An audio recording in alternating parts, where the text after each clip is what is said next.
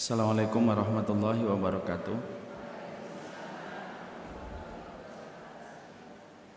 Innal hamdalillah wassalatu wassalamu ala Rasulillah wa ala alihi wa sahbihi wa man tabi'ahum bi ihsan ila yaumil qiyamah.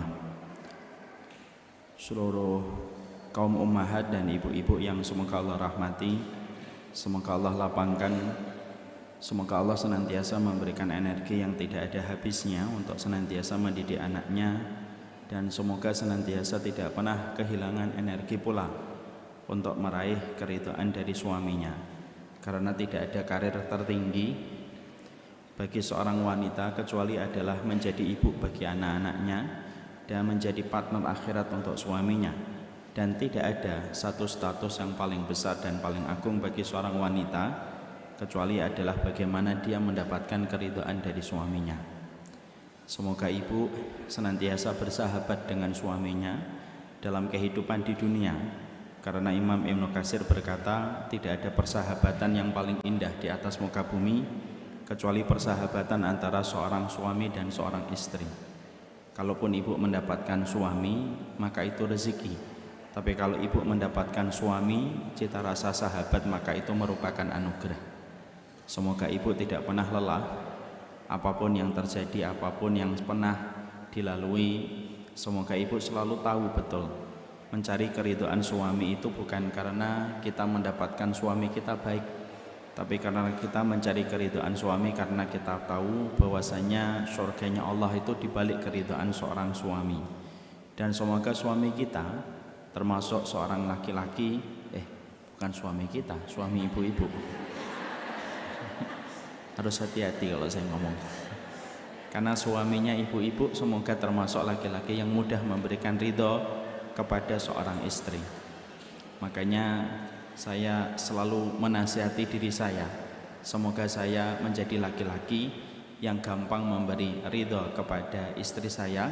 Kalaupun dibalik kecewa, walaupun dibalik marah, walaupun dibalik kesedihan yang mungkin dilewati ketika berkeluarga, semoga kita senantiasa ingat sebagai seorang laki-laki bahwasanya wanita yang telah menemani kita dan melahirkan anak-anak kita, apakah kita ridho hanya karena kita pelit dengan ridhonya lalu menjadikan berantakan urusan dari istri kita. Semoga Allah semoga Allah memberikan itu semuanya untuk kehidupan para ibu-ibu semuanya. Amin insyaallah.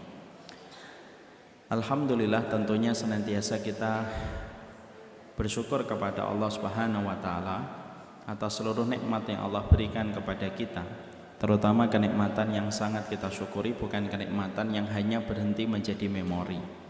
Kalau kita hanya menikmati dan bersyukur pada kenikmatan duniawi, maka kita harus paham kenikmatan duniawi itu kenikmatan yang sejatinya hanya menjadi memori ketika kita meninggal dunia. Kalau orang sudah berkalang tanah di dalam kubur, apa yang pernah dia lewati pada kenikmatan duniawi tidak ada yang membekas.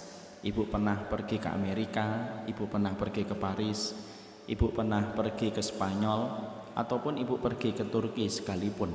Kalau itu hanya kenikmatan duniawi, maka sesungguhnya kenikmatan duniawi itu tidak membekas dan tidak meninggalkan memori apapun. Tapi yang wajib kita syukuri dan prioritas untuk kita berikan kesyukuran, yaitu adalah kenikmatan-kenikmatan yang sejatinya hakikatnya mendatangkan kenikmatan berikutnya. Dan kenikmatan yang mendatangkan kenikmatan berikutnya itu apa?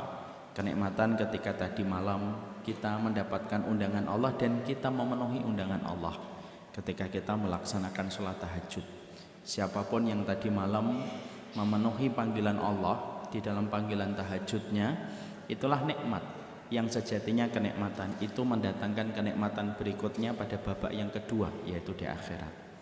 Siapapun hari ini yang mendapatkan undangan dari Allah untuk senantiasa datang ke majelis ilmu, membahas setiap nasihat indah yang disampaikan Allah dan disampaikan oleh Rasulullah, ini undangan Allah. Maka ini merupakan kenikmatan yang apabila kita syukuri mendatangkan kenikmatan berikutnya pada babak yang kedua.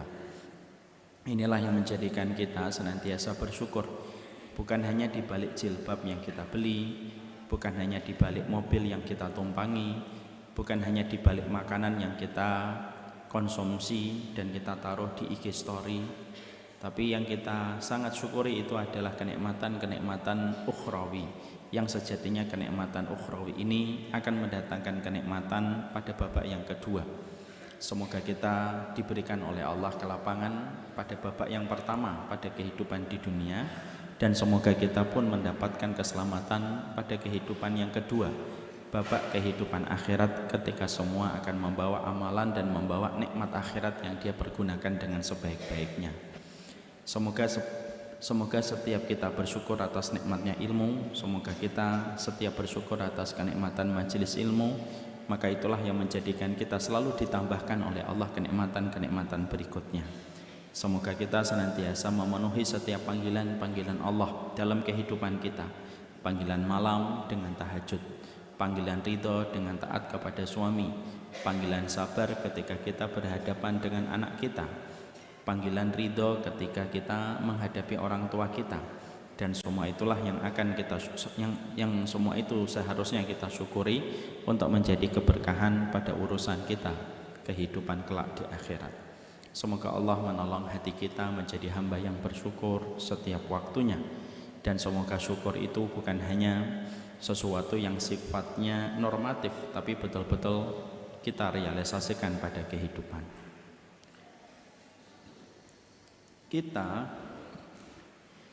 Pada kesempatan Kamis ini akan meneruskan pembahasan panjang kita, membahas tentang materi 175 jalan ke surga.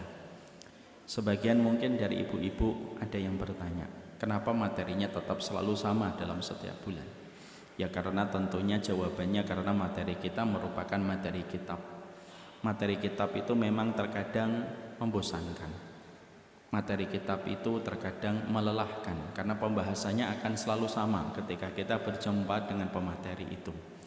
Tapi dengan pembahasan kitab yang kita bahas, yang kita istiqomah di atasnya, maka insya Allah ini merupakan pembahasan yang membentuk pemahaman kita secara utuh, menjadikan kita sebagai pembelajar, menjadikan kita sebagai penuntut ilmu yang runut dan struktur di dalam kita belajar dari halaman pertama sampai halaman yang terakhir.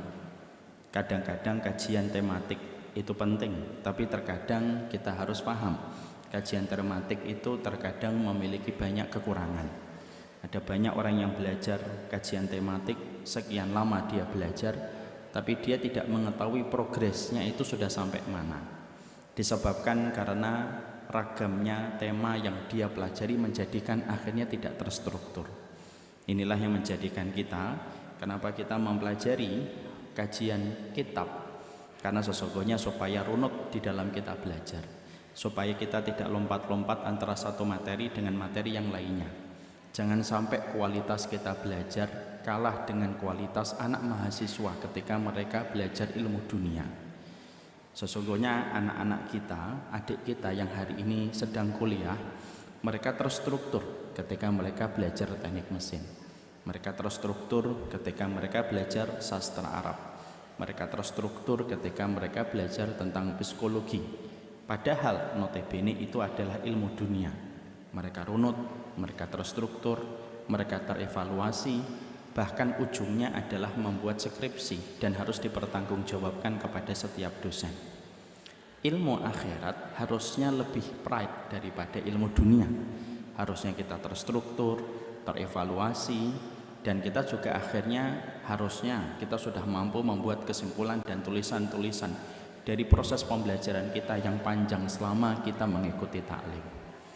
Walaupun terkadang kita juga sedih, banyak orang yang belajar cukup lama tanpa menafikan keberkahan, tapi terkadang kita juga tidak tahu apa saja yang sudah dipelajari.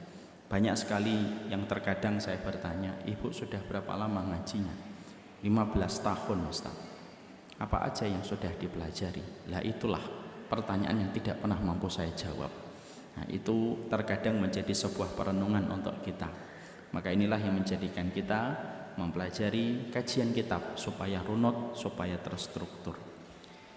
Kita akan mempelajari materi 175 jalan ke surga. Ini materi sebenarnya bukunya sudah kita bahas kalau tidak salah hampir 5 tahun. Sekarang baru sampai halaman 44. Dari anak saya 5 sampai anak saya 8. Karena saya kemarin terakhir ngisi di sini anak saya masih 7.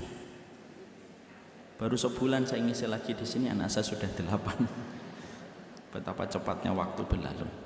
Bisa jadi nanti 1 bulan lagi ya anak saya masih 8. Sekarang mari kita buka halaman 44.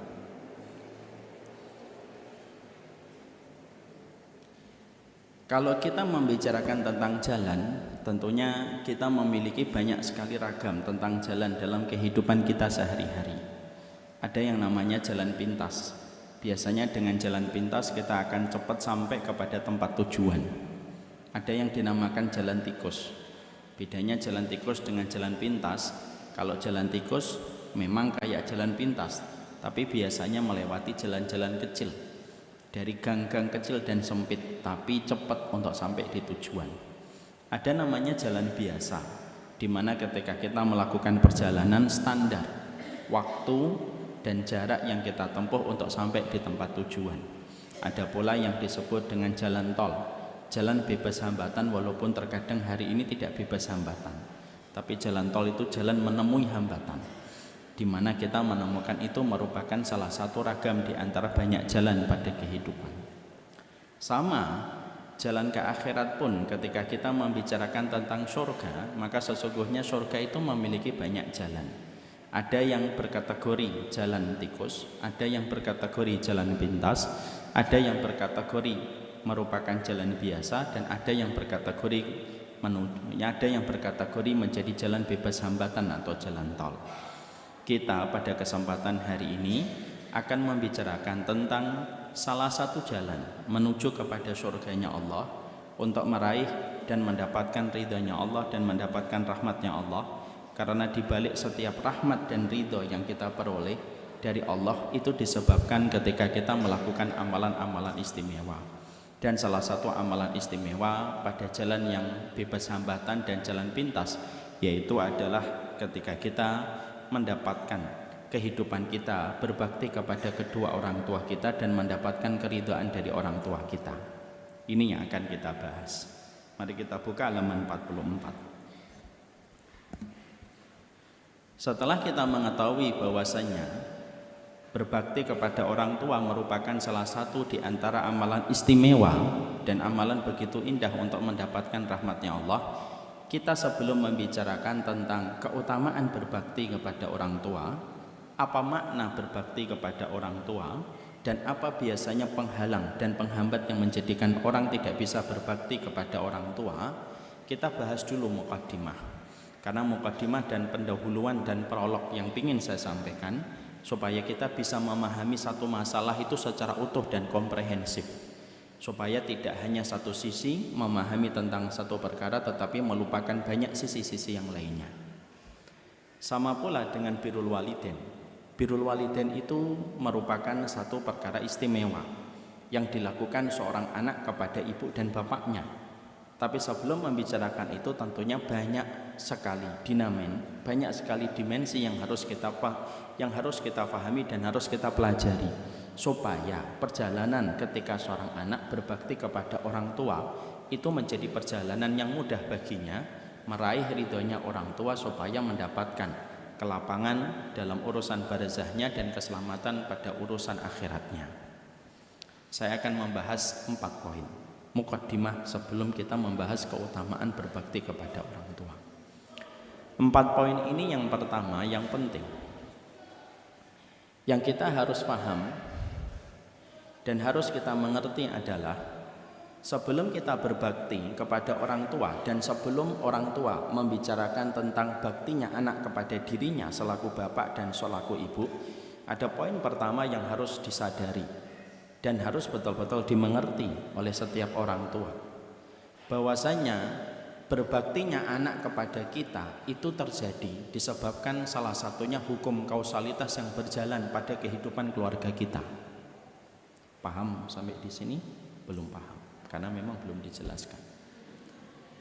Hukum kausalitas yang berjalan pada kehidupan ketika anak itu berbakti kepada kita, ketika ibu-ibu sekarang menjadi seorang ibu, saya menjadi seorang bapak. Hukum kausalitasnya itu apa? Yaitu adalah bagaimana setiap orang tua itu harus sadar. Dia harus bangun dari mimpinya yang panjang, bahwasanya menjadi orang tua itu ketika menuntut anaknya berbakti kepadanya, maka sesungguhnya orang tua itu harus selesai dengan pekerjaannya ketika menjadi orang tua yang memiliki kewajiban, memberikan komitmen dan siap dengan konsekuensi ketika menjadi orang tua. Ketika dia melaksanakan semua kewajiban itu, barulah dia akan mendapatkan mudah anaknya itu berbakti. Karena sebelum kita membicarakan tentang kondisi anak yang durhaka kepada orang tua, tahukah kita dan sadarkah kita bahwasanya banyak orang tua yang durhaka kepada anak sebelum anak itu durhaka kepada dirinya? Ini harus kita paham. Banyak orang tua hari ini menutup mata, lalu mereka melupakan memori-memori dia ketika menjadi orang tua di waktu muda. Ada banyak kekurangan, ada banyak ilmu yang dia tidak pelajari, ada banyak pertengkaran yang sibuk antara dia dengan suaminya dan istri dia dengan istrinya, yang menjadikan itu menjadi sebuah memori yang diingat oleh anak-anak kita. Lalu tanpa kita sadar, semua memori buruk yang pernah dilihat oleh anak menjadikan orang tua telah durhaka kepada anak sebelum anak itu durhaka kepada orang tuanya.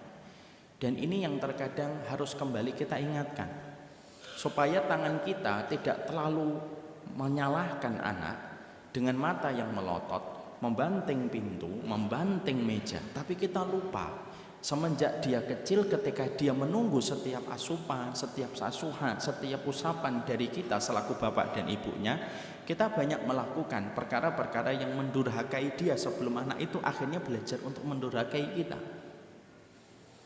Makanya kita mendapatkan pelajaran yang sangat agung ketika kita mendengar sebuah kisah nyata yang terjadi pada zaman Umar bin Khattab radhiyallahu anhu. Pada zaman Umar bin Khattab, dan saya yakin kisah ini begitu sangat masyhur. Bagaimana ketika Umar bin Khattab mendapatkan ada orang tua menyeret anaknya, lalu mendudukkan anaknya di hadapan Umar bin Khattab. Orang tua itu berkata, laqad aqqa walidahu. Ini anak durhaka kepada orang tuanya. Kita tahu Umar bin Khattab seorang sahabat yang dijamin surga. Beliau tahu betul bagaimana kedudukan seorang anak ketika mereka durhaka kepada orang tua. Umar bin Khattab langsung menyampaikan nasihat dengan tegas kepada sang anak supaya anak itu sadar kesalahannya, supaya anak itu mengerti bahwasanya yang dia lakukan itu dosa besar yang akan merusak kualitas hidupnya di dunia dan di akhirat. Setelah panjang lebar Umar bin Khattab menyampaikan khutbah dalam tanda petik kepada anak itu, perhatikan anak itu. Anak itu lalu dengan begitu tenang berkata kepada Umar bin Khattab, Amirul Mukminin, halil walad haqqun ala walidihi. Apakah setiap anak punya hak atas bapaknya? Ataukah hanya orang tua yang punya hak atas diri seorang anak? Jawab Umar, al-waladu lahu haqqun ala walidihi. Anak punya hak atas orang tuanya. Ditanya lagi sama sang anak, ma huwa haqqul walad ala walidihi. Apa itu haknya anak terhadap orang tuanya?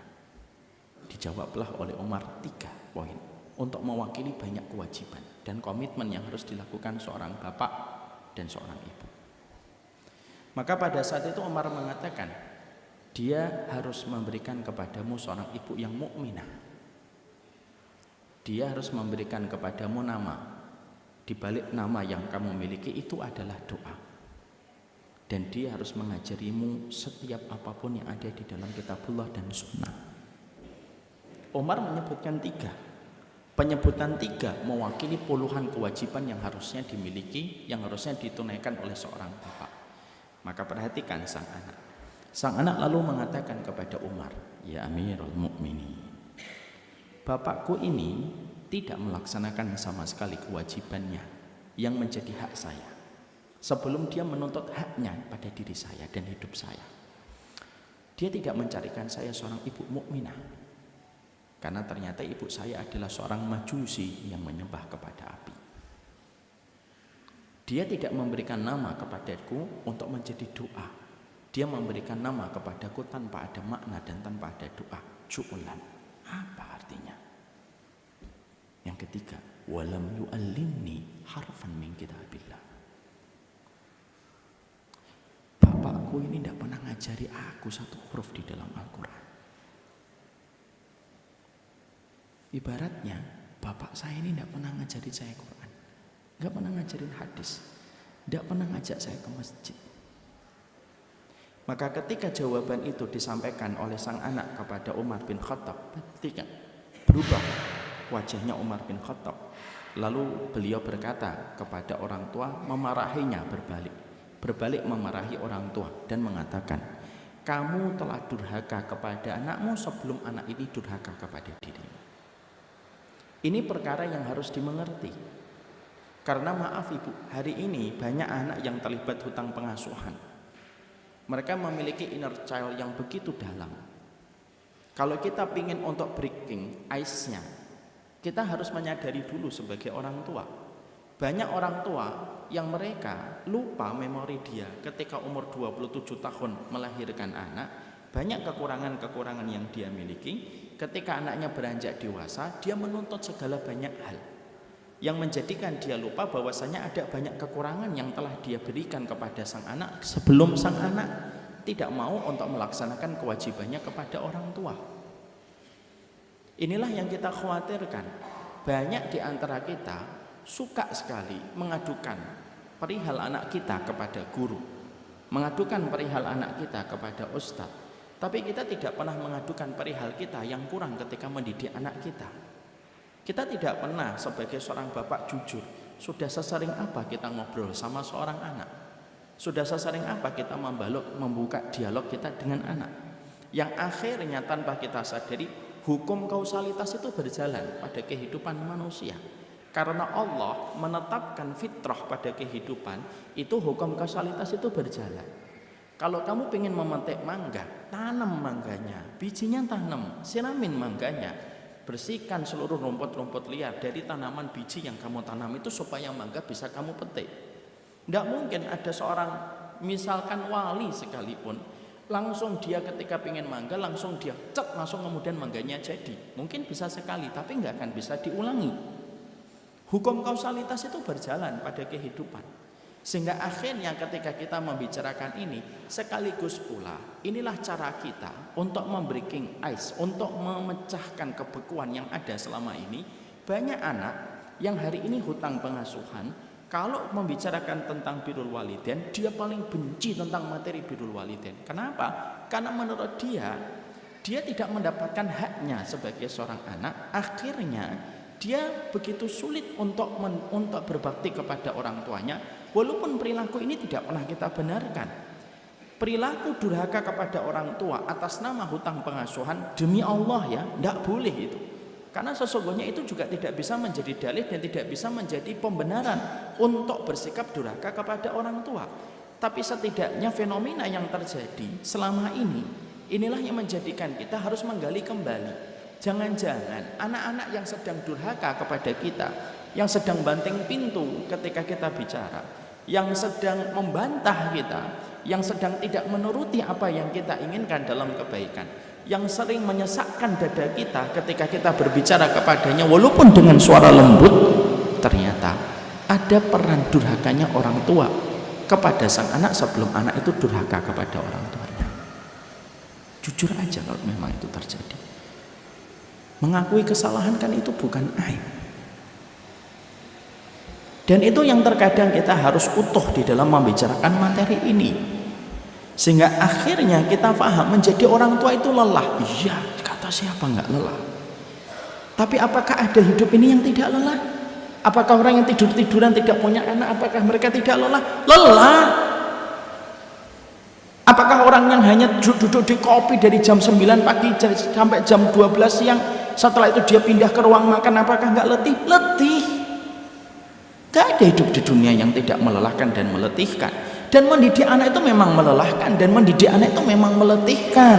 Tapi di balik keletihan itu pasti ada keberkahan. Memiliki anak tidak menjanjikan kepuasan, tapi pasti memberikan keberkahan. Karena kita tahu ada tangan yang mengangkat dan tulus mendoakan kita ketika kita terbujur kaku berkalang-kalang di dalam kubur.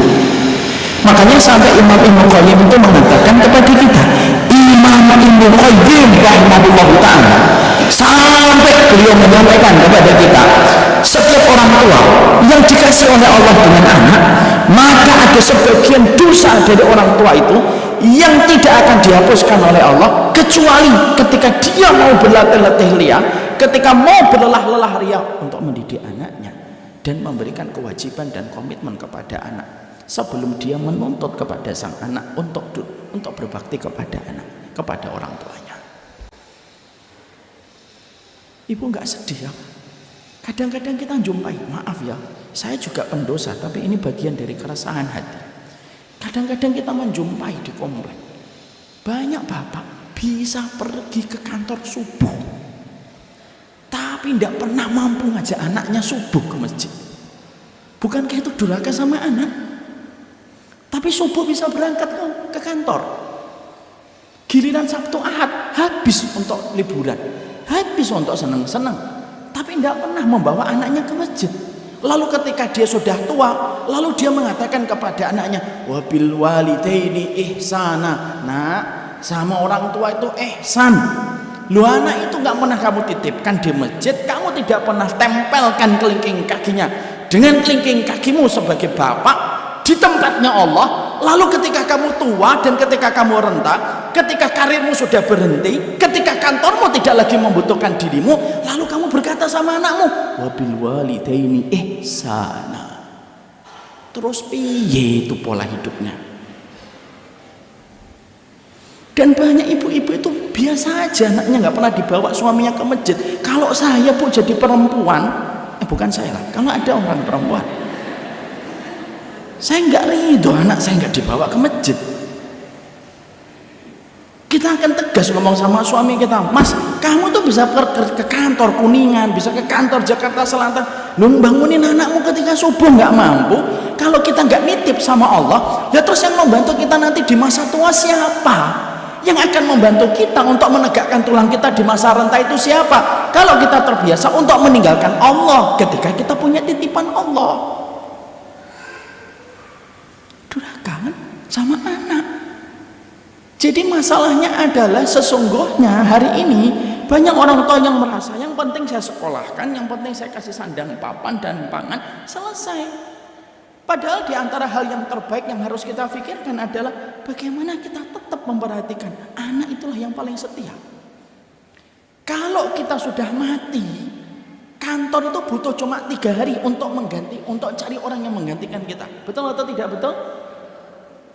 Suami ibu meninggal dunia cuma butuh 3 hari, bisa siapapun menggantikan dengan gaji yang sama dengan gaji yang didapatkan suami kita dulu. Teman-temannya dia dan circle-nya, teman hobinya, berapa lama sedih? Paling-paling 1 jam, 2 jam, setelah itu mereka membaca grup bisa ketawa lagi. Tapi siapa yang menangis? Dan siapa yang mengingat? Yang mengingat anak. Makanya akhirnya disitulah perkataan dari Umar bin Khattab itu memberikan kepada kita pelajaran besar. Gek, kalau kata orang Semarang, lu jangan-jangan anak ini durhaka sama kita hari ini. Yo karena kita itu lupa bahwasanya banyak orang tua yang durhaka sama anak sebelum anak itu durhaka kepada kita. Makanya membicarakan tentang berbakti kepada orang tua itu mentah kalau tidak didahului dengan pendahuluan yang semacam ini. Makanya akhirnya kan saya sering berkali-kali berulang-ulang menyampaikan ya. Berulang-ulang saya sering menyampaikan dalam banyak kajian, teguran untuk saya. Ada 2 waktu yang harusnya setiap orang itu menarik tuas remnya untuk berhenti dari kemaksiatan besar. Yang pertama, ketika orang tuanya sudah meninggal. Yang kedua, kalau sudah punya anak. Kenapa Ustaz kalau orang tuanya sudah meninggal kita harus betul-betul menarik tuas rem maksiat itu? Loh iyalah.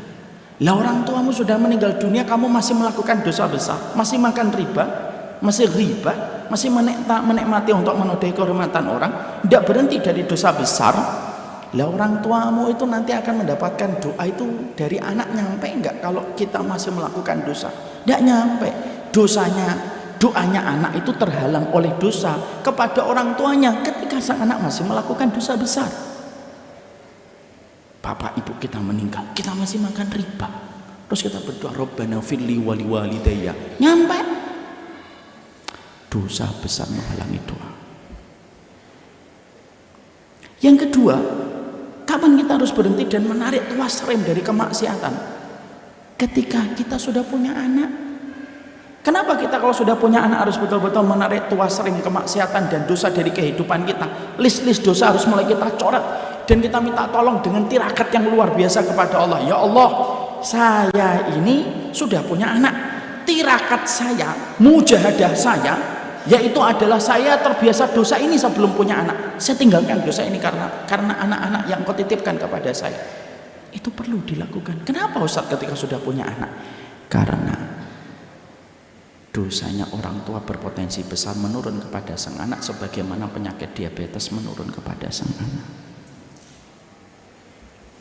Itu yang menjadikan kita paham yang pertama. Ya, makanya akhirnya maksiat-maksiat itu harus betul-betul dimengerti supaya tidak ada lagi kata durhaka kepada anak sebelum terjadinya sebuah circle setan itu.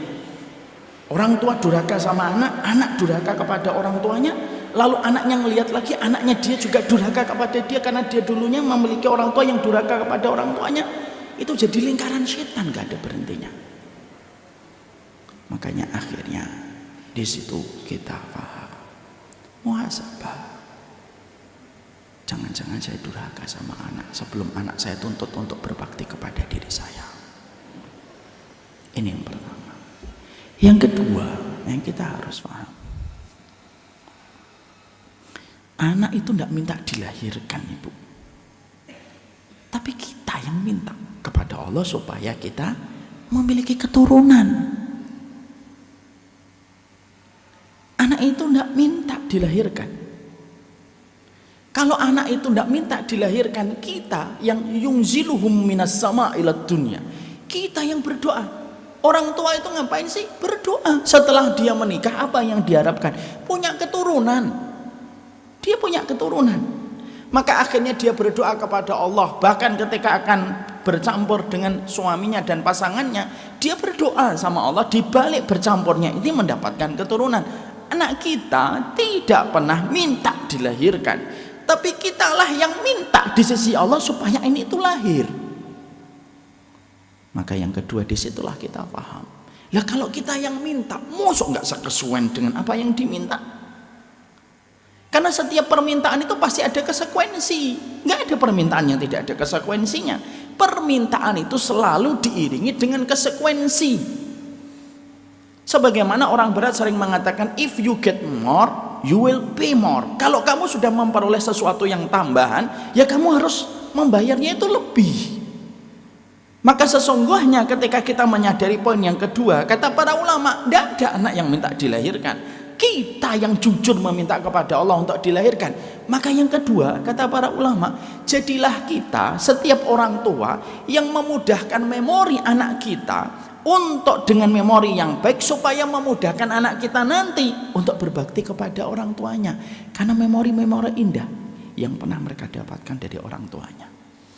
Jangan menjadi orang tua yang memberikan memori buruk kepada sang anak, yang menjadikan anak susah berbakti kepada dia nanti ketika dia renta. Dipukulin anaknya waktu kecil, akhirnya apa? Jadi memori yang buruk, menyulitkan anak itu berbakti birrul walidain kepada orang tuanya ketika orang tuanya sepuh, ketika orang tuanya sudah renta. Kalau ditanya sama temennya, kenapa kamu nggak berbakti sama bapakmu? Kita beda masalah orang tua. Kamu punya orang tua yang luar biasa, saya enggak. Dan saya rela apapun saya tanggung ketika saya tidak akan memuliakan orang tua. Ini pun disebabkan apa yang dilakukan olehnya.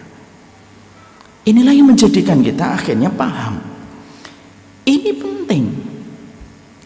Karena terkadang kita lupa bahwasanya anak yang Allah titipkan kepada kita itu karena permintaan kita. Kita minta kepada Allah, kita memohon kepada Allah. Ada yang 1 tahun baru punya anak, ada yang 3 tahun baru punya anak, ada yang 5 tahun baru punya anak. Kita memohon dalam tangisan air mata, memohon kepada Allah supaya anak itu lahir untuk kita. Dan ketika anak itu sudah dilahirkan untuk kita, lalu tidak siap dengan komitmen yang harus kita berikan pada setiap kewajiban yang Allah tunaikan untuk kita, ilmu belajar nggak pernah, mempelajari tentang hadis-hadis Nabi, bagaimana Nabi memperlakukan anak, tidak pernah dikaji. Lalu akhirnya setiap orang tua ketika mereka tidak memiliki ilmu, banyak blind spotnya, banyak titik-titik buta yang dia tidak ketahui, dan titik buta itu akan terus menerus menjadi besar layaknya bola es, dan akhirnya anak sulit untuk berbakti kepadanya karena memori yang diberikan orang tuanya tidak baik. Ini merupakan poin yang kedua yang terkadang sering kita lupa. Kadang-kadang ada banyak orang tua marah gitu sama sang anak, terkadang sampai melampaui batas. Tidak sudi saya punya anak sebagaimana kamu. Anak itu bisa mengatakan kepada orang tuanya, kan saya nggak minta dilahirkan. Ya, makanya dulu para ulama mengingatkan untuk kita, ya memang anak itu nggak pernah minta dilahirkan, kita yang memohon sama Allah. Karena sesungguhnya ketika kita meminta anak kepada Allah itu, keturunan kepada Allah itu, kan kita harus paham why-nya itu apa dan goals-nya itu apa sih kalau kita punya anak. Janganlah kita itu memiliki anak hanya untuk kita bangga-banggakan doang. Karena memang salah satu fitrahnya anak itu memang sebagai perhiasan. Memang betul, zuyyina linnasi hubbus syahawati minan nisa'i wal banin. Memang salah satu di antara fungsinya anak itu menjadi perhiasan. Makanya kan banyak orang tua itu membanggakan anaknya. Anak saya pintar Ustadz, walaupun saya tidak pintar. Anak saya putih Ustadz, walaupun saya sawo matang. Tapi kan tidak hanya berhenti di situ. Kita ini kalau sebelum kita meminta sesuatu kan kita paham, kenapa saya punya anak? Bukan karena kita jawab, mosok yang lain punya anak, saya nggak punya anak. Kan bukan itu tujuan kita punya anak. Kenapa pengen punya anak? Ada pengen suara bayi di rumah. Kan tidak serendah itu kita pengen punya anak. Kenapa pengen punya anak? Oh, nanti supaya anak itu mendidik saya ketika tua, merawat saya ketika tua. Kan tidak serendah itu kita memiliki anak. Kalau hanya untuk merawat kita ketika di masa tua, kita bisa bayar pembantu 2.500.000 per bulan untuk merawat kita. Tapi Imam Ibnu Qayyim itu berkata, banyak orang tua minta anak sama Allah, tapi tidak ngerti tujuan mereka itu minta anak dan keturunan itu untuk apa. Karena anak yang Allah berikan kepada kita tidak sama dengan anak yang Allah anugerahkan kepada para nabi ketika para nabi itu memohon dan meminta anak dan keturunan kepada Allah. Nabi Ibrahim itu baru punya anak umur 99 tahun, baru lahir Ismail, Bu. Nunggunya 99 tahun. Itu seorang Ibrahim. Nabi Zakaria ngelewatin 100 tahun baru punya anak. Dan akhirnya beliau mendapatkan anak ketika beliau itu melihat Maryam berdoa. Dan salah satu doanya Maryam itu apa? Maryam itu mendapatkan buah musim dingin di waktu musim panas, dan mendapatkan buah musim panas di waktu musim dingin. Itulah Maryam. Jadi kalau lagi panas, Bu, dia tiba-tiba di kamarnya Maryam itu ada buah-buahan yang hanya muncul di musim dingin. Tapi kalau di musim dingin, maka Maryam itu punya buah-buahan di mana buah itu hanya muncul di musim panas. Zakaria melihat itu, menjadikan doanya dipanjatkan kepada Allah. Ya Rabb, urzuq ya man yarzuqu Maryam at-tumur wat tamar fi ghairi awanihi farzuqni dzurriatan fi ghairi awani. Ya Allah, Engkaulah yang memberikan Maryam buah yang bukan pada musimnya, maka berikanlah keturunan walaupun bukan lagi musimku untuk punya anak, karena sudah sepuh dan sudah tua renta. Allah kasih keturunan kepada Zakaria. Apa maksudnya Nabi Zakaria sampai setua itu masih rajin berdoa minta keturunan? Karena Nabi itu tahu kalau punya anak, tujuannya punya anak itu bukan karena pengen rame di rumah, bukan karena ada suara bayi, bukan pula disebabkan karena anak itu lucu digendong-gendong, bukan karena pengen sama kayak tetangga. Tapi Nabi Zakaria, Nabi Ibrahim yang ngelewatin masa-masa ideal untuk punya anak, sampai akhirnya mereka tetap rajin minta anak sama Allah, disebabkan karena mereka tahu amalan mereka itu pengen diteruskan sama anak untuk menjadi keberkahan orang tuanya ketika orang tuanya wafat. Sholatnya anak ngalirlah untuk sholatnya ibu di dalam kuburnya. Dikir paginya anak ketika kita meninggal, dikir paginya kita itu tetap ngalir untuk orang tuanya. Ketika anak kita perempuan pakai jilbab dan menutupin aurat, maka pahala dia pun mengalir sama ibu dan bapaknya ketika di dalam kubur. Karena para ulama itu, karena para nabi itu tahu betul mereka itu perlu umur yang kedua, dan umur yang kedua itu tidak bisa diteruskan kecuali oleh anak-anaknya. Itu tujuan kita, Bu. Maka akhirnya disitulah kita paham. Jadi poin yang kedua adalah ketika kita memahami pentingnya kita dalam kehidupan prolog ini, kita mengerti adalah anak itu nggak minta dilahirkan, kita yang minta kepada Allah. Maka sesungguhnya inilah yang menjadikan kita harus paham, komitmennya itu harus betul-betul kita berikan. Dan tentunya kita harus paham goalsnya itu apa sih, kenapa kita harus punya anak dalam kehidupan kita. Ini maaf ya, bukan berarti kalau ibu-ibu belum diberikan keturunan, semoga Allah melapangkan hatinya ibu. Kalaupun ada di antara kita ibu-ibu yang belum diberikan keturunan oleh Allah, lah terus masuk surganya apa? Ridho kepada takdir. Itulah ridho, itulah rahmatnya dia, itulah caranya dia mendapatkan rahmat dari Allah. Karena setiap orang diberikan beban potensi amal yang berbeda-beda. Tapi kalau kita punya anak, ya memang anak ini tuh harusnya menjadi anak akhirat. Makanya kan saya sering menyampaikan berulang-ulang di dalam banyak kajian, kalau anak kita hanya pintar, anak kita hanya cantik, anak kita hanya tampan, disenengin, anak saya itu disebutnya cool Ustaz, jadi akhirnya orang banyak senang. Kalau anak kita hanya sebatas itu, maka sesungguhnya itu dunia. Setelah kita meninggal dunia tidak ada lagi impactnya untuk kita.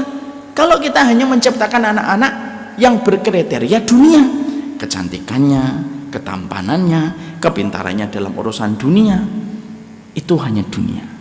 Tapi kalau anak ini betul-betul kita cetak semenjak lahir, semenjak mengandung, kita sebagai support system untuk suami kita lalu berkata, yuk kita wakafkan anak kita di jalan Allah, sebagaimana para nabi mewakafkan anak-anak mereka di jalan Allah. Tidak ada yang menyamakan kita, wahai suamiku tercinta yang ada di pucuk hatiku, kecuali bagaimana anak ini nanti taat kepada Allah, biar nanti ketika kita pada waktu ketika kita meninggal dunia, kita tinggal memetik kebaikan dan kesolehan sebagaimana kesolehan itu juga bermanfaat untuk kehidupan mereka. Kan itu yang harus kita pahami dulu goalsnya. Lah kalau kita tidak paham why-nya apa, goalsnya apa, kalau punya anak ya bingung, Bu. Akhirnya kita tidak tahu apa yang harus dilakukan. Dan itu akan menjadi sebuah musibah dalam kehidupan.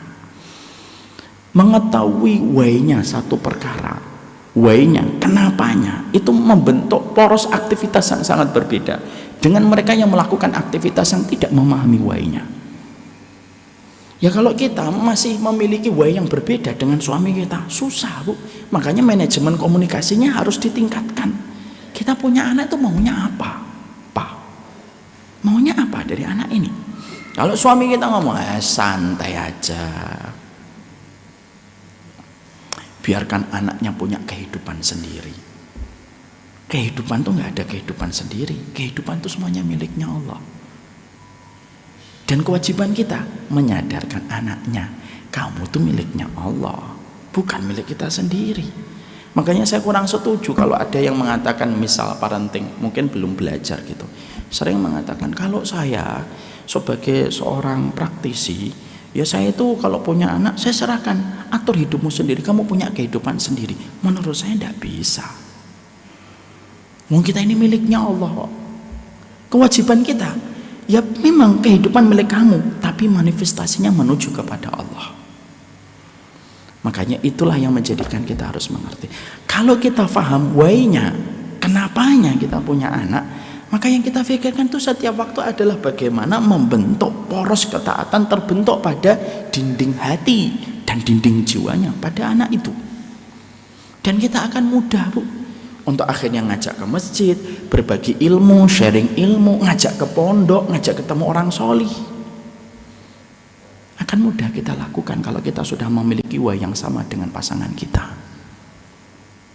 Ibu-ibu pernah nggak ngajak anaknya ke pondok 2 hari, ngerasain hidup di pondok, orang tuanya bangun sebagaimana santri, anak-anaknya ngelihat bagaimana kehidupan Nabi kayak apa, bangun 3:30, 1 jam sebelum adzan subuh. Itu kan salah satu hal yang sebenarnya akan terjadi kalau kita paham buainya. Maaf ya Bu, banyak orang tua hari ini menuntut anaknya solih. Lo ngajak dia kepada keluarga solih, anak itu aja nggak pernah. Ngajak ke pondok nggak pernah. Kalau ke tempat hiburan dan wahana hiburan, semuanya sudah di checklist. Apalagi kalau sudah ada iklan di Instagram, hidden gem, udah itu langsung save. Tapi kita akhirnya lupa untuk ngajak anak kita ketemu ustadz ini, ketemu kiai ini, ketemu keluarganya, ketemu pondok. Disebabkan karena kita sedang lupa. Akhirnya apa? Kita akhirnya menyulitkan diri kita. Saya masih ingat ada seorang guru praktisi masalah parenting, Ustadz Heri Santoso, Allahu yarham, meninggal dunia. Beliau itu salah satu videonya itu bagus banget. Saya pernah mendengar beliau. Beliau mengatakan semacam ini. Kalau orang tua tidak siap lelah untuk mendidik, mengarahkan anaknya menuju kepada ketaatan dan kepada Allah 15 tahun pertama, demi Allah, orang tuanya akan lelah menghadapi badai sepanjang hidupnya ketika berhadapan dengan seorang anak. Masya Allah, bahasanya bagus banget. Orang tua yang tidak siap dengan kelelahan 15 tahun pertama, dia akan siap menghadapi badai di sepanjang sisa hidupnya ketika berhadapan dengan anaknya. Dan itu akan menjadi sebuah teguran untuk kita semuanya. Jadi itu yang kedua. Jadi kalau tiba-tiba nanti kita kecewa sama anak kita dalam 1-2 perkara, ya anak kita itu kan menunggu untuk dibentuk sama kita. Ini bukan berarti ada mungkin di antara kita yang mengatakan, saya sudah berusaha Ustadz. Kalau memang sudah berusaha semaksimal mungkin, Allah tidak akan lagi membebankan dosa itu kepada kita. Kalau memang kita sudah berusaha. Cuma masalahnya yang menjadi pertanyaan adalah, apakah usaha maksimal, apakah usaha yang telah kita lakukan itu sudah maksimal di hadapan Allah? Hanya Allah yang menilai. Karena banyak orang tua yang mengatakan, oh saya kan sudah berusaha. Ya, tidak apa-apa membuat pengakuan itu. Tapi sekali lagi, apakah usaha maksimal itu betul-betul maksimal di hadapan Allah? Hanya Allah nanti yang paling tahu. Maka itu yang kedua. Yang ketiga, Ibu, yaitu ketika kita mempelajari ada kata walidun, ada kata walidun, ada kata abawayan. Sekarang mari kita buka di dalam surat Ibrahim. Dibuka surat Ibrahim ayat yang ke-30, ayat yang ke-41.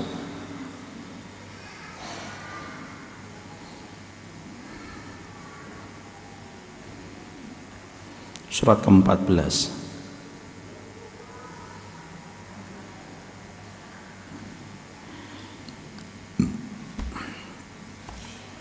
Silakan tadi Ibu yang bawa mic dibaca.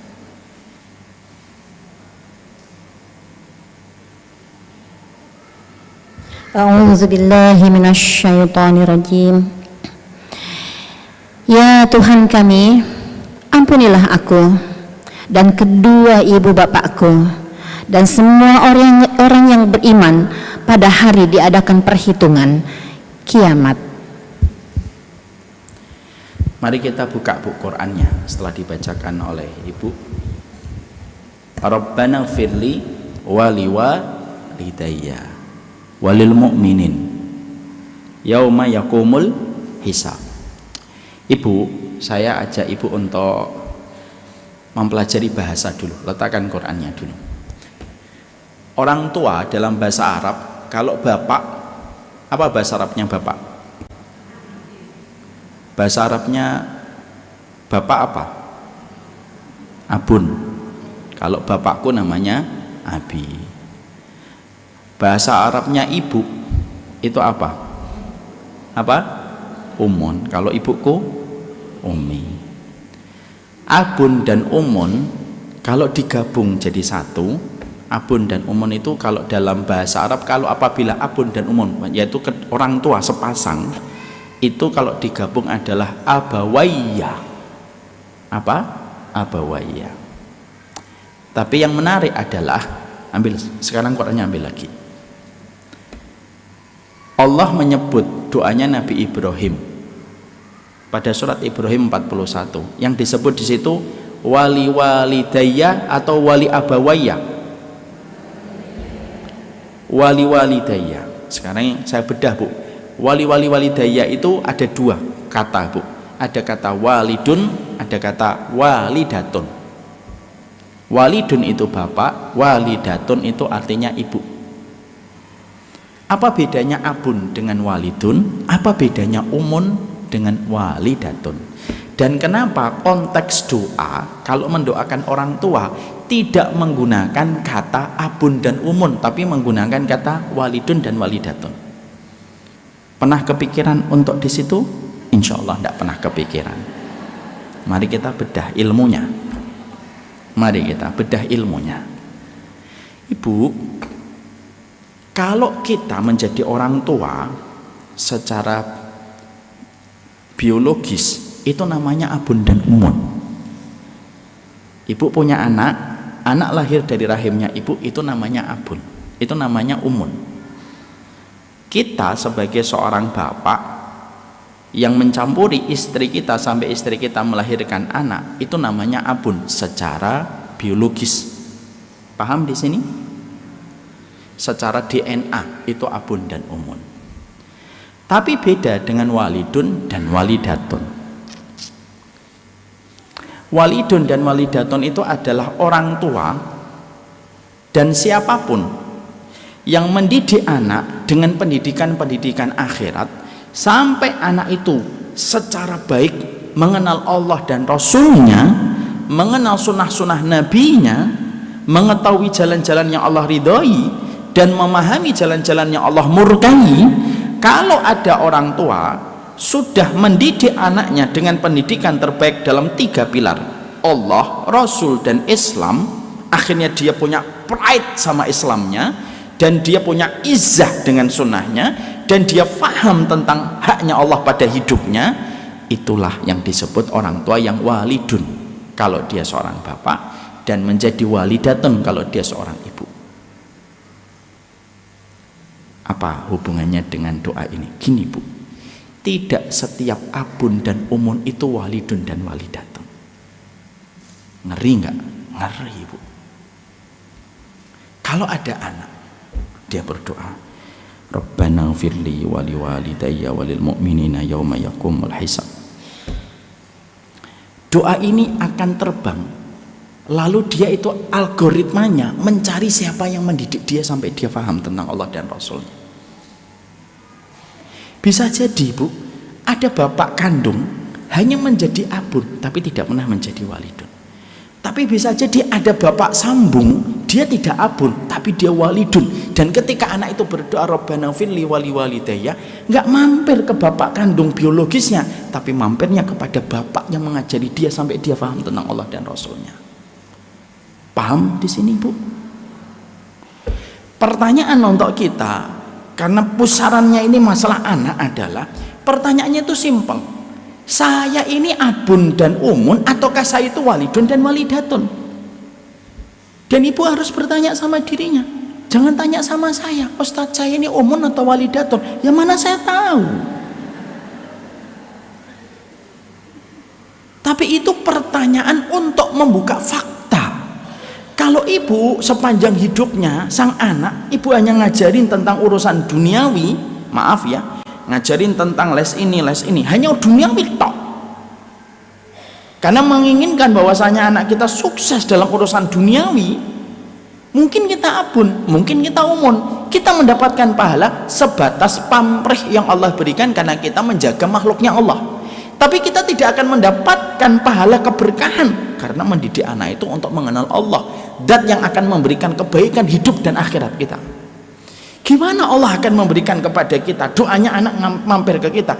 Wong Allah saja yang menjadi muara dalam segala sesuatu tidak pernah kita ajarkan kepada sang anak. Makanya maaf, kalau ada seorang bapak, ini maaf teguran untuk saya, untuk semuanya loh ya. Kalau ada seorang bapak tidak pernah ngajak anaknya ke masjid, mungkin kamu bapak, mungkin kamu abi, mungkin kamu papa, tapi kamu tidak pernah menjadi walidun untuk anakmu. Kalau ada seorang ibu tidak pernah mengajarkan bagaimana menutup aurat, bagaimana kamu harus malu sama perempuan, bagaimana kamu tidak boleh ikhtilat nak, berbahaya ikhtilat itu hari ini, bagaimana kamu tidak boleh punya pacar nak, karena sesungguhnya kulitmu, seluruh apa yang ada di dirimu itu mahal, yang memahalkan itu Allah Subhanahu wa Ta'ala, penguasa alam semesta. Lalu orang tuanya tidak pernah mengajarkan itu. Mungkin ibu mama, mungkin ibu adalah ibu, mungkin ibu adalah bunda, tapi ibu tidak pernah menjadi walidatun di hadapan Allah untuk anaknya. Makanya Allah tidak menggunakan kata Rabbana filli wali abawayya. Tidak. Allah menggunakan kalimat wali walidayya. Kenapa? Karena sesungguhnya tidak setiap orang tua mengambil porsi kewajiban untuk mensolihkan anaknya. Itu yang akhirnya menjadi pertemuan.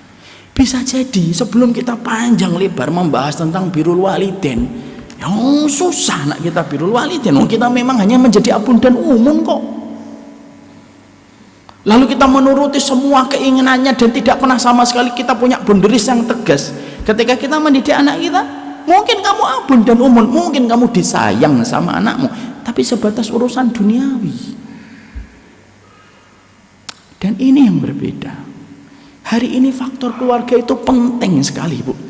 Terutama ketika hari ini kita menghadapi isu global yang luar biasa. Perzinahan belum habis dibahas di Indonesia, sekarang sudah LGBT, Bu. Lu zina aja belum selesai. Ibu tahu data dari BKKBN terbaru? Orang hari ini berzina tidak di umur 20 sampai 21. Ini saya dapat dari tim. Saya kalau dapat dari tim harus menyampaikan dan mendeliver message-nya.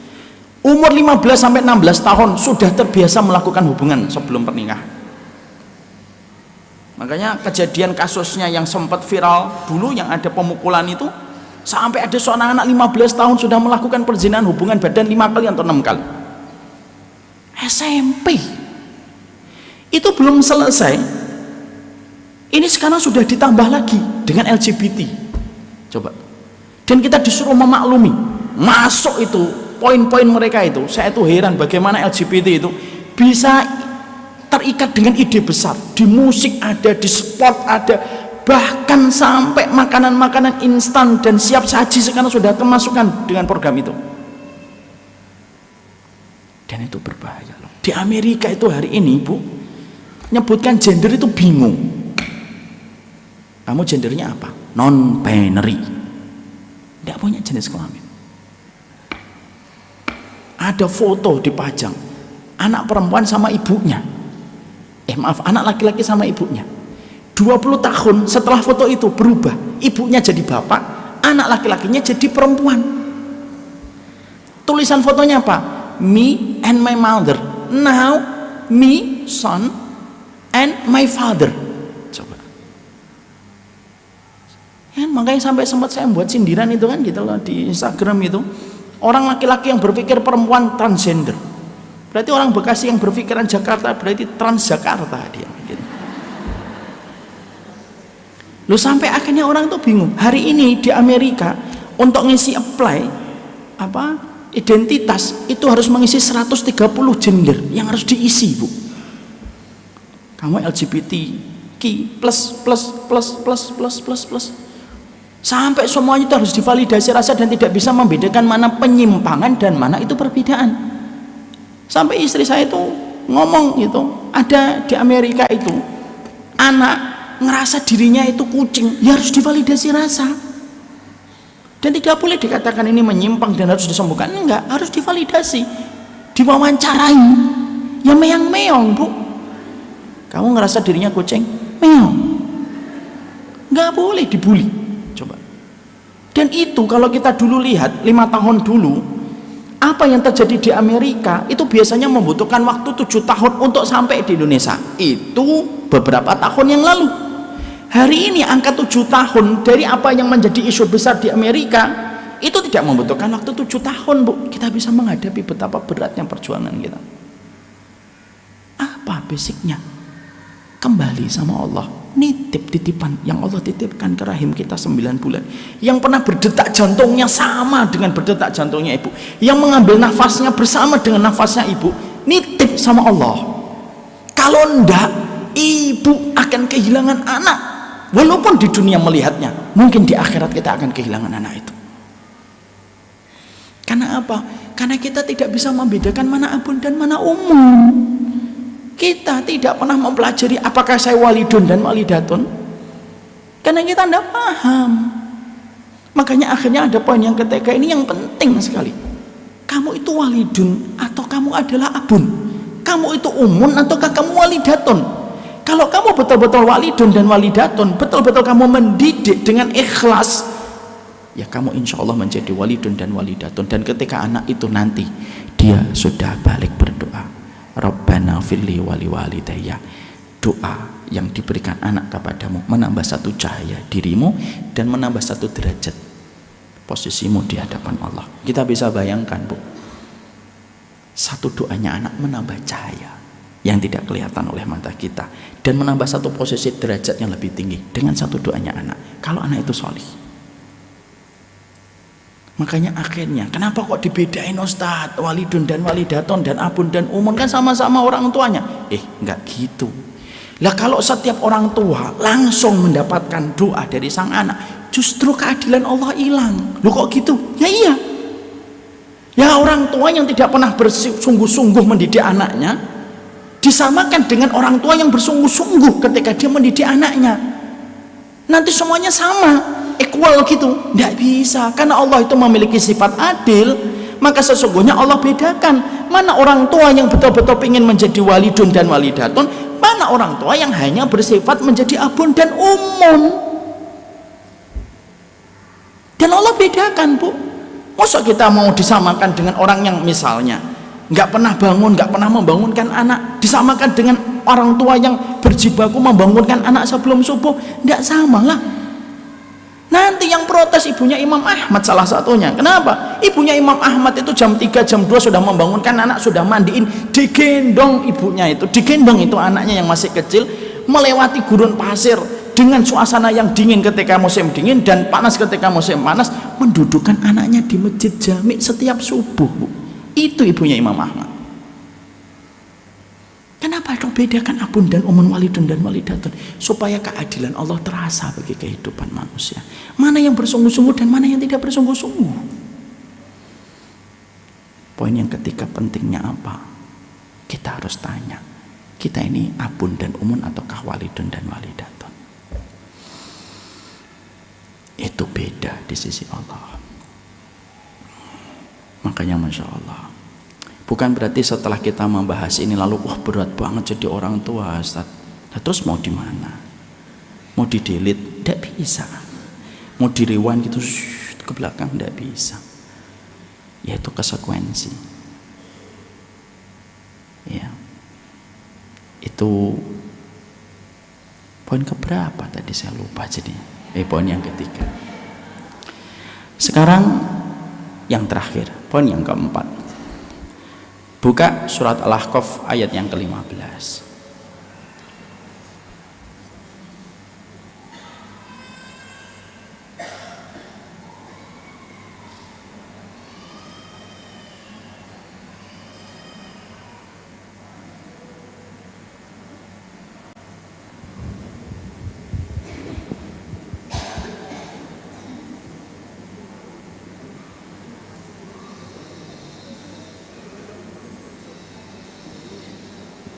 Sudah?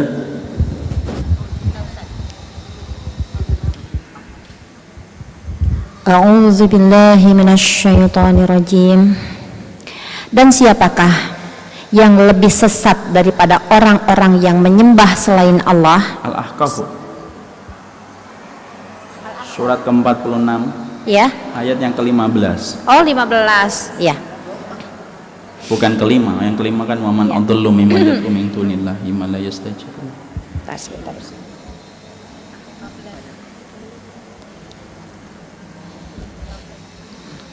A'udzu billahi minasyaitonir rajim. Al-Ahqaf ayat 15. Dan kami perintahkan kepada manusia agar berbuat baik kepada kedua orang tuanya. Ibunya telah mengandungnya dengan susah payah dan melahirkannya dengan susah payah pula. Masa mengandung sampai menyapihnya selama 30 bulan.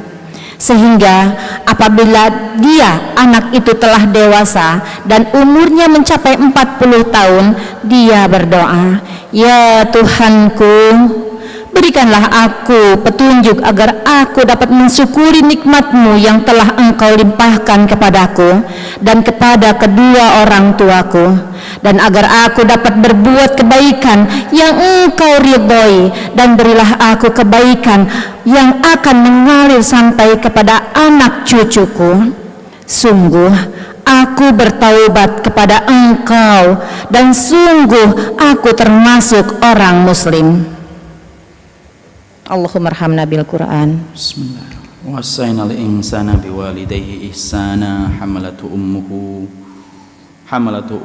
kurha wa wada'atuhu kurha wa hamluhu wa fisaluhu salasuna syahra hatta idza balagha ashuddah wa balagha 40 sanatan qala rabbi auzi'ni an ashkura ni'mataka allati an'amta alayya wa an walidayya wa an a'mala salihan tarda wa li fi dzurriyyati inni tubtu ilaika wa inni minal muslimin. Ibu yang semoga Allah rahmati, ini doa sangat prioritas ketika kita sudah melewati angka 40 tahun. Kalau ibu-ibu sudah melewati 40 tahun, maka wajib ya untuk menghafalkan doa ini. Wajib itu artinya ya betul-betul ditekankan, bukan wajib yang artinya kalau tidak hafal dosa, tapi ini termasuk salah satu doa yang menjadi prioritas ya. Karena di situ ada kata hatta idza balagha ashuddahu wa balagha 40 sanatan qala rabbi auzi'ni.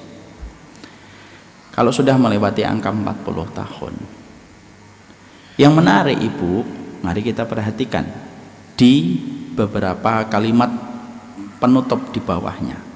Ada kalimat wa aslih li fi dzurriyyati inni tubtu ilaika wa inni minal muslimin.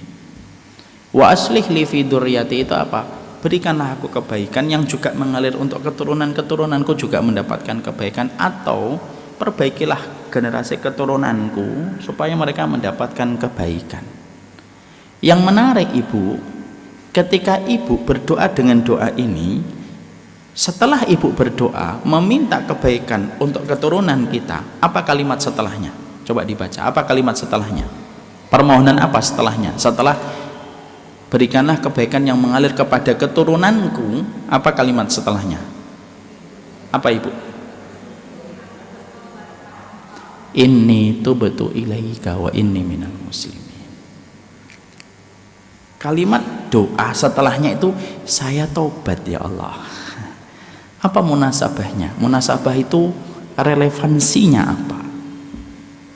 Begini relevansinya, munasabahnya.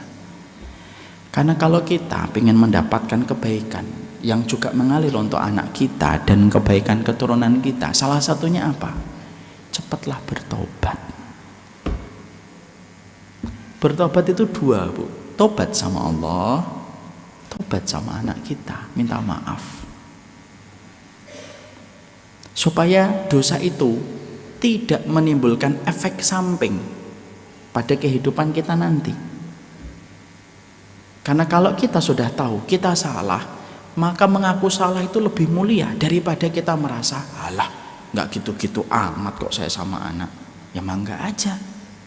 Tapi ingat loh ya, kesalahan kalau tidak disesali itu pasti menimbulkan efek luar biasa pada kehidupan di masa depan.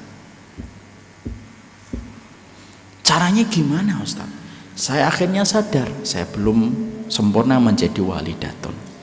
Akhirnya saya sadar kalau terkadang saya belum punya goals dan why ketika saya punya anak keturunan. Akhirnya saya sadar bahwasanya ternyata saya mungkin adalah orang yang durhaka kepada anak sebelum anak itu durhaka kepada orang tua. Sebelum kita bicara berbakti anak kepada kita, Bu, marilah kita tobat sama Allah.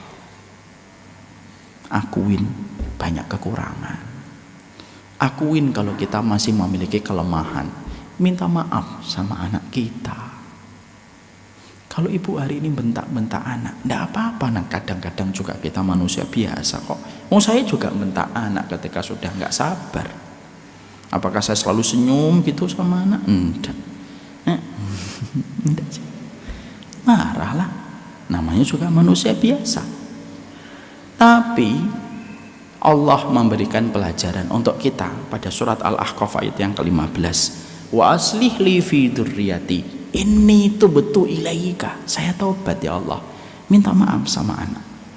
Orang tua yang hebat bukan orang tua yang tidak pernah punya salah.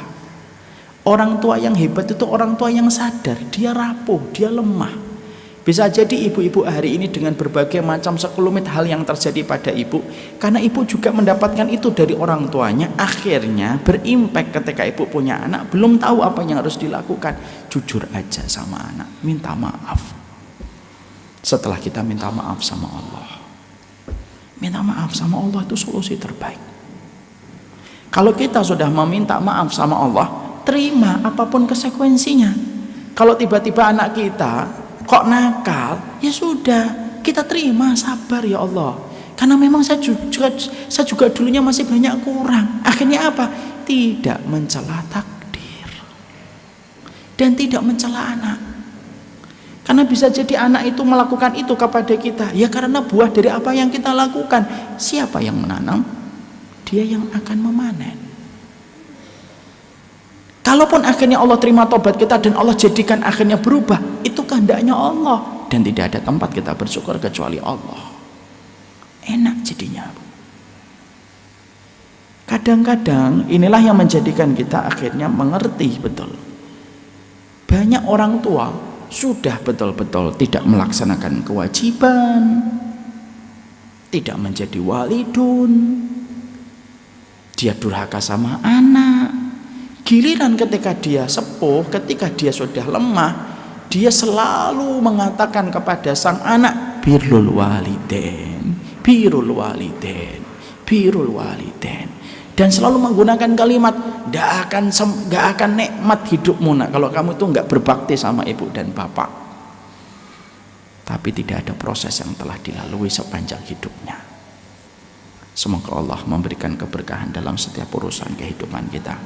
Dan ini baru muqaddimahnya. Insya Allah kita akan bahas pada pertemuan selanjutnya part yang kedua. Lalu sekarang pada part yang kedua kita akan bahas, loh keutamaan berbakti itu apa? Kita juga akan bahas birrul walidain itu gimana sih? Apakah saya cukup transfer? Mah, nomor rekening berapa mah? Tolong kirim. Mas sudah saya kirim ya 2 miliar. Contoh, namanya juga contoh. Berarti saya sudah berbakti ya. Apakah berbakti itu diwakili dengan transfer? Kalau dulu dengan wesel, apa arti berbakti itu apa sih? Kenapa seorang Uwais Al-Qarni itu bisa menggendong ibunya 1119 km dari Yaman sampai ke Mekah? Apa arti birrul walidain itu? Terus apa sih perkara yang menjadikan orang tidak bisa birrul walidain itu apa? Apa itu semuanya? Nah, itu akan kita bahas pada pertemuan selanjutnya. Wassallallahu ala nabiyina Muhammad walhamdulillahirabbil alamin. Semoga Allah memberikan keberkahan dalam setiap urusan kita. Karena materinya belum selesai, kelihatannya tidak usah banyak pertanyaan ya. Karena materinya kan juga belum selesai. Sudah ada pertanyaan Ustaz? Iya, satu aja.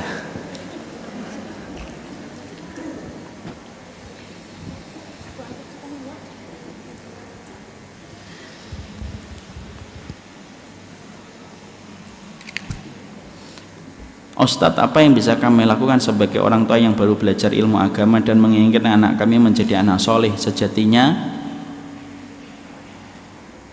Sejatinya bukan ibunya saja yang mengingatkan anak untuk sholat, zikir pagi petang, infak, selain untuk hormat kepada orang tuanya. Ini pertanyaannya apa ya Ibu? Maaf ya, kadang-kadang saya agak lemot juga ini. Ibu coba baca. Ini maksudnya kan bukan hanya ibunya gitu ya, harusnya kan sama bapaknya gitu. Oh, oke. Janganlah Ibu, nanti ketahuan.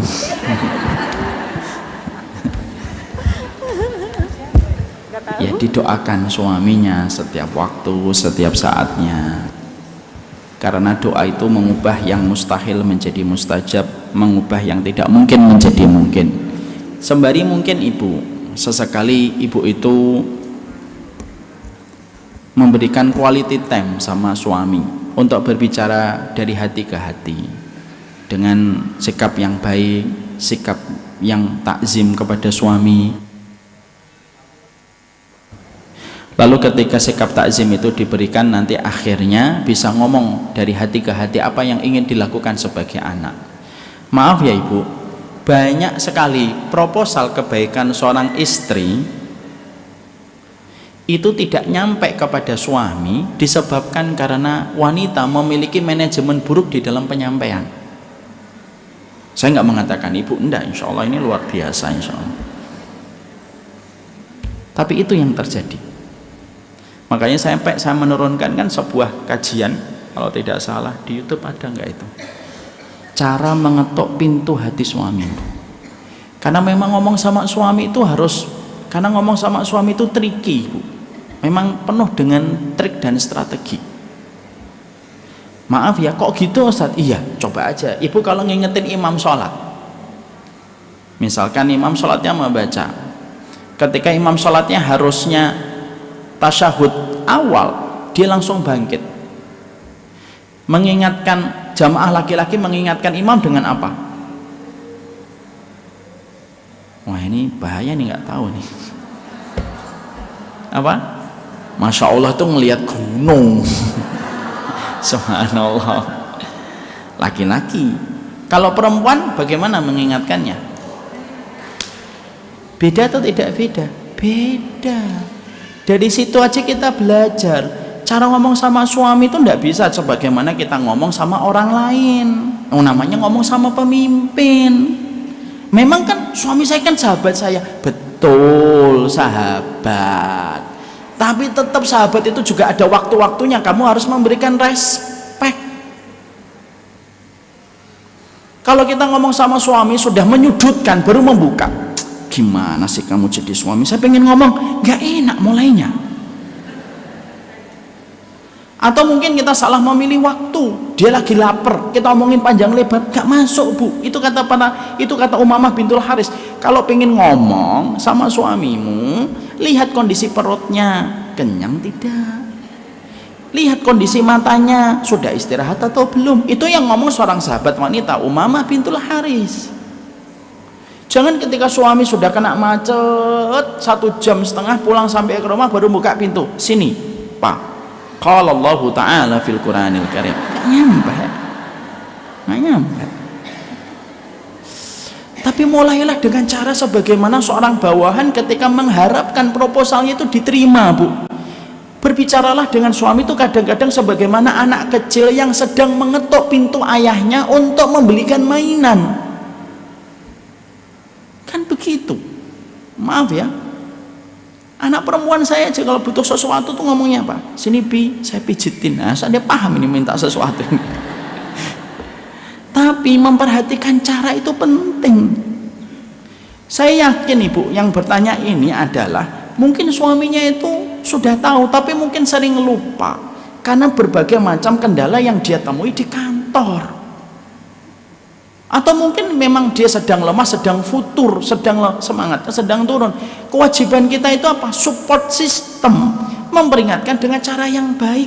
Misalnya dimasakkan sesuatu lalu ngomong, masalah anak gimana ya Pak? Kan ini kita pingin supaya nanti kita istirahat di masa tua. Coba kalau kita ngomong dengan hati-hati, lembut, nggak akan mungkin Bu. Suami kita langsung marah-marah itu nggak mungkin. Suami kita tidak sejahat Fir'aun. rabbukumul a'la. Enggak.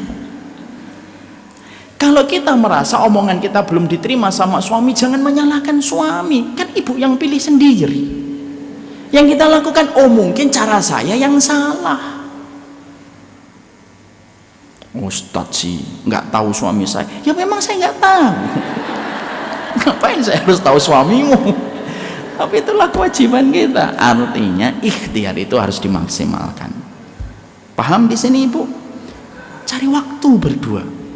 Saya kan sudah pernah ngomong di sini ibu. Saya itu kalau sama istri kadang kita kalau lagi penat, ada sesuatu yang pengen kita bicarakan, kita keluar, anak-anak ditinggalkan sebentar, boleh buka tab sebentar, setengah jam, 1 jam, kita jalan naik motor berdua gitu, ngobrol.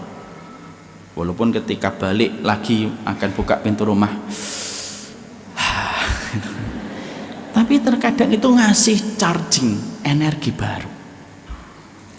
Anak 8 bu, gimana kalau kita nggak ngobrol tuh susah kita. Satu di sono, satu di sono, satu di sono. Coba ibu bayangkan anak saya di rumah itu 8. Saya kemarin sempat bercanda sama istri. Ini apa-apaan ya bu? Di bawah saya ketemu anak, di depan ketemu anak, di kamar mandi masih dihampirin anak. Tapi saya bercanda, tapi itulah nikmatnya karena kita pingin paham. Saya kalau ditanya kenapa sih Ustadz pingin punya banyak anak, simple, supaya istirahat di akhirat, itu yang pertama. Yang kedua, supaya banyak tangan yang mengangkat tangan ketika saya berdoa, dan tangan itu terangkat sepanjang hidup. Saya mengharapkan sahabat saya, ada sahabat saya bu 40 orang, kira-kira berapa lama dia mendoakan saya? 2 hari, 3 hari. Setelah itu dia akan sibuk dengan pekerjaan dan aktivitas yang mereka harus selesaikan. Tapi kalau anak, setiap sholat dia teringat bapaknya dulu membawa dia sholat. Makanya ibu tahu kalau saya sholat subuh, sholat duhur, yang saya bawa itu 6 bu, 5. Dan saya tuh harus selalu meminta permakluman dari para jamaah. Taruh di sini, taruh di sini, taruh di sini, taruh di sini. Udah itu. Tapi itu nikmat karena saya tahu saya ini bodoh, karena saya tahu saya itu lemah, karena saya tahu saya lemah, saya minta tolong sama Zat yang Maha Kuat, yaitu Allah. Caranya minta tolong, datang ke rumahnya. Kalau ibu tahu suami ibu lemah, suruh datang ke masjid. Orang yang ke masjid itu bukan orang yang kuat, orang yang ke masjid itu bukan orang yang suci, salah. Orang yang ke masjid itu karena dia merasa berdosa, makanya datang ke masjid. Orang yang datang ke masjid itu bukan orang yang kuat, lemah, makanya saya minta tolong sama Allah. Lah minta tolongnya kemana? Yo datang ke rumahnya, nitip. Makanya saya ketika selalu kalau ada momen membawa anak saya pertama kali ke masjid, itu selalu saya letakkan di atas karpet hijau Masjid Baitur Rahman, masjid saya ngomong, nitip ya Allah, astaudiukallah alladzi la tudayyi'u wada'i'u. Saya nitip engkau nak sama Allah yang tidak pernah menyanyiakan titipan. Karena saya tahu tidak ada jengkal tanah yang paling Allah cintai kecuali masjidnya. Semoga Allah memberikan keberkahan kepada urusan kita. Semoga ibu senantiasa diberikan keberkahan dan segala kekuatan. Wassallallahu ala nabiyina Muhammad walhamdulillahirabbil alamin. Saya mohon maaf atas segala kesalahan. Ada kata-kata yang menyinggung, saya mohon maaf. Semoga dibukakan pintu maafnya. Semoga Allah senantiasa membimbing kita dalam perkara yang Allah cintai dan Allah ridhai. Berarti part berikutnya kita akan belajar bagaimana keutamaan berbakti sama orang tua, apa yang menghalangi anak berbakti kepada orang tua, dan konkretnya birrul walidain itu seperti apa. Ini yang dapat saya sampaikan. Subhanakallahumma wa bihamdika asyhadu an la ilaha illa anta astaghfiruka wa atubu ilaika. Assalamualaikum warahmatullahi wabarakatuh. Waalaikumsalam warahmatullahi wabarakatuh. Alhamdulillah, jazakallahu khair kepada